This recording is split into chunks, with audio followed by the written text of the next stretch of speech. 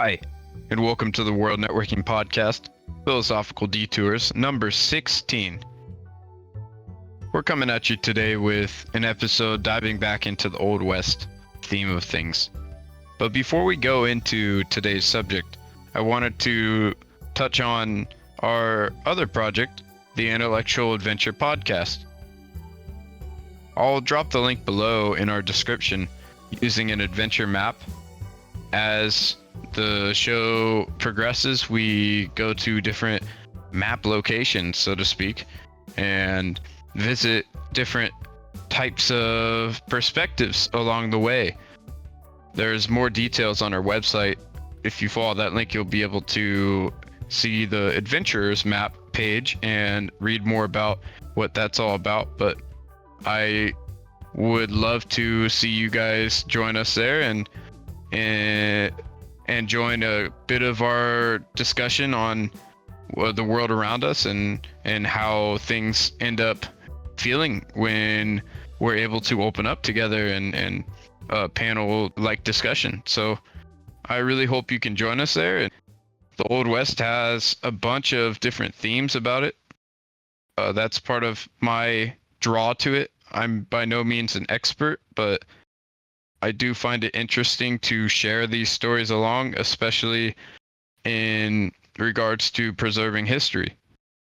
If I research these subjects, I feel like I preserve a little bit of these subjects within myself, and especially as an American citizen, I find these subjects to be quite legendary in meaning, because they not only paint a true light on the ancestors before our generations in the living present, but it also paints a light on our country as a whole and how we've gotten here, and the bloodshed, quite frankly, and the misjustice that's happened along the way.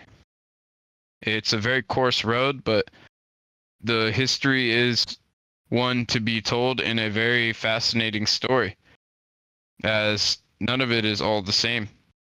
There's always twists and unknown details that you tend to find when approaching these subjects. One of the things I love personally to study into is the old San Francisco details, setup, just what have you, anything to do with that. It's very fascinating to me. Locations that were rebuilt upon and lost to history, either because of a lack of media preservation or a lack of information. So in lieu of this is why I chose to approach us to today's story about Henry Plummer. Henry Plummer is famous to some, but unknown to others. And he was unknown to me until I had read this excerpt in Bill Gulick's Outlaws of the Pacific Northwest. Now I'm going to be using Bill Gulick's book as a little bit of a personal reference for this story today, along with the open sources out there on the internet for his background, as he is a more famous individual for his crimes in Montana. But he does carry a bit of legend around him that is still unknown to this day, which is whether or not he is innocent or guilty of his crimes. Accused, of course. As all these Old West stories go. Well, before we dive in, I just want to make known that Henry Plummer is a younger individual in the story. He is only 32 by the time of his death. So Henry really didn't have a whole bunch of adventures between these events that are going to be correlated outside of the personal things, his home life and things of that nature. I am just choosing to go on the highlights of the points that I discovered, as again, I'm not going to pretend like I'm a history major here. I just do this to enjoy it with you guys and enjoy the journey of discovering these things and paving maybe a way for others to look into it themselves if they find it interesting. With that said, Henry Plummer was an early California gold rusher that ended up finding a place within law as a marshal. He essentially worked his way into this community and gained the community's trust. He was not the most well-known lawman of his time. Nothing outright proving to be a social booster, but he wasn't useless at the same time with his gunslinging skills. He would prove this after killing a man in defense, or so it's told. But he was being pinned in this time. What was he being pinned for? A murdering adulterer. The place he was trying to visit had a wife of the man there, and unfortunately there was some supposed disregard for the situation, and there was a hostile standoff, and according to accounts, Henry defended himself. Now, he was still sentenced to jail for this time, and he was sentenced for 10 years, according to public mistrust. But he only got to serve 4 due to a chronic illness situation forming. At least they had viewed it as something that was not going to subside quickly. After that, he got acquitted and he was able to rest it off, but he was found out to be healthy, and people were getting upset, so the lawman ended up letting him go back. Excuse me.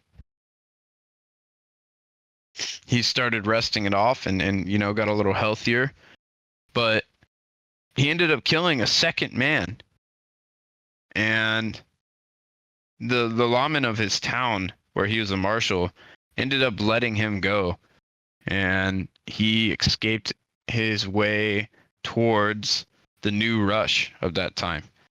He escaped and made his way to the Idaho Territory within Bannock, Montana, and found himself hired by the town to be their sheriff after making good accounts with them.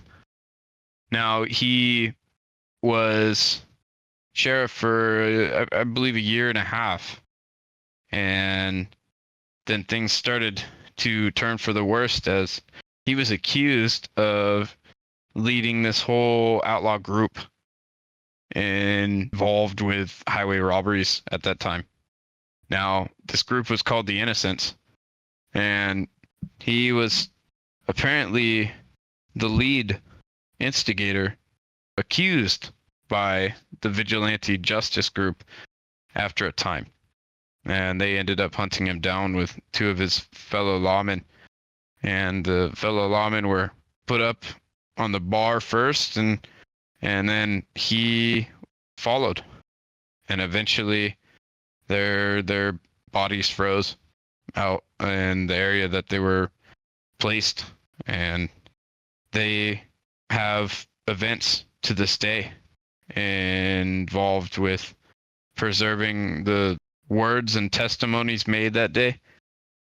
As again, he was only 32, and in this time there wasn't really a surefire method of preserving the justice of that time and diligently searching for facts. So things could have been askewed. He could have proven innocent. He could have proven guilty by true accounts, but what is known is that group ended up taking care of about 20 people involved with the Innocent, and others were speculated to run away.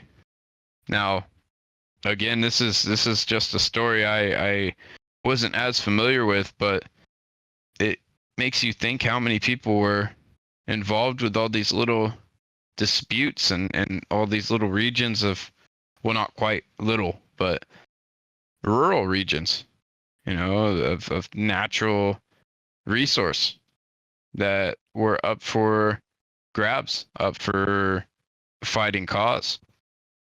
Who really came out on top after the West was populated, after the West was laced with barbed wire and agriculture shifts occurred? I mean, there's a bunch of layers to it, and it's not just within the U.S. that these types of social interactions can occur or have occurred in record. But I definitely think that the stories of this time were rooted deeply within political anger and civil unrest. Ultimately, people were not barred against creating fighting situations and creating hostile presence. You know, people at that time were very different in mindset, and it can't be shaken from times of the past. There's been times in both past and the Old West period where they did things over a social dispute. They did things out of pride, just as any of us do today. There's no difference there, and it's very interesting to see what the tools of that time are in these disputes and what the disputes themselves are. Highway robbery is a very different thing these days. I'm not going to pretend like it doesn't happen, but it is definitely a different type of robbery engagement. And it's very interesting when you take all these things into account and see what we're left with on the other side. The perfect example of what I'm trying to say is Pompeii. Pompeii is, you know, a piece of history that's preserved by a horrible event. But if we didn't have that horrible event to begin with, to preserve it, how much of that event would we know really occurred? You know, how much would we know was really lost from that time? There's balance to all these things, and I really find interest in all that balance. Oh, before I go off in more tangents about weird oddities of the West, I just want to appreciate the time given from you guys to join the show today and be here and listen along. I apologize for not being the most research adept individual when it comes to these Western stories, but I am trying to at least have fun and enjoy what I learn along the way with you. I would definitely urge you to refer to the details below for more resources on the matter, as some of these subjects are just simply hard to find concrete examples on without text books to go along with. So do forgive me, and I do appreciate you guys giving me a chance. I hope you're able to join us on the Intellectual Adventure podcast and check that out, see what it's all about. We just released our new episode today, so this being October 28th, 2024. So hop on over. We'd love to have you. And without further ado, this has been the World Networking Podcast, signing out.